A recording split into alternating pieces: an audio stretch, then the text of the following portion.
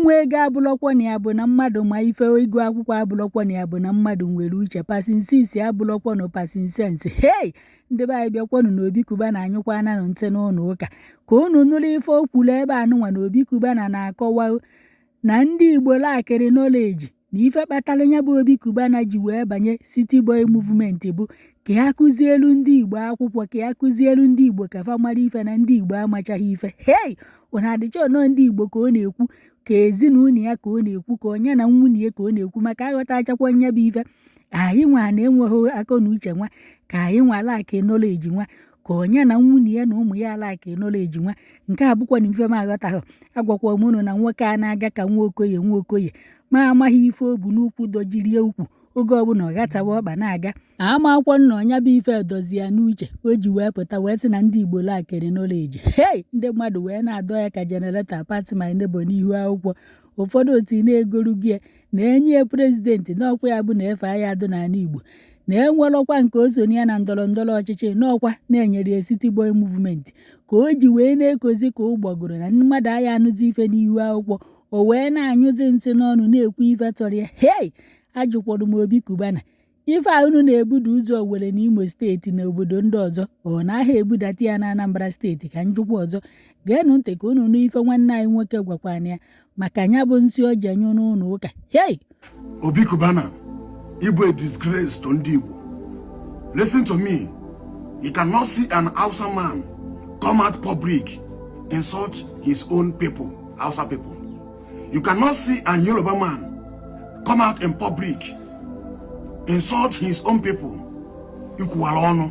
Ị ga-afụ onye ugwu ga-apụta public kpali ụmụnne ya onisi kpali ụmụnne gị because of the small peanut federal government nyere gị. Obi Cubbana, you need to come out to apologize to Ndi Igbo. You need to come out to apologize to Ndi Igbo. Obi Cubbana, obere peanut a federal government nyere gị ka iji nwe obi pụta na public were kpalia ụmụnne gị because of this small peanut ha nyere gị. O mezie ego as a president of Nigeria, that means ị ga-eji Ndi Igbo were mee ihe sọrọ gị. You need to come out to apologize to Ndi Igbo. Ikwuwala ọnụ. Ikwuwala ọnụ because of this small peanut federal government nyere gị ka iji wee lose control bịa na public na-akpali Ndi Igbo na Ndi Igbo amara ife. Ndi Igbo amara ife, that means Ndi Igbo niile, everybody. City Boy Movement. You people have so on a birthright. Unelego birthright on. You people have sold on a birthright. That is why you come outside in the public, insult your own people because of the small peanut federal government in Elego. City Boy. What is City Boy? You lose your control to insult your people. You lose control to insult your people.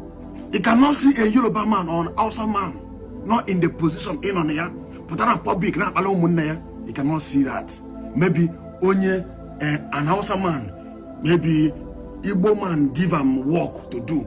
He come out public to insult his own people, to praise the Igbo people that gave him work. You cannot see that.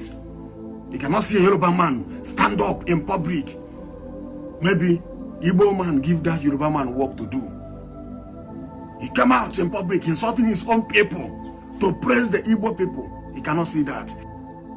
Obi Cubbana, you are a disgrace to Ndi Igbo. I'm the one that's telling you. You need to come out to apologize to Ndi Igbo.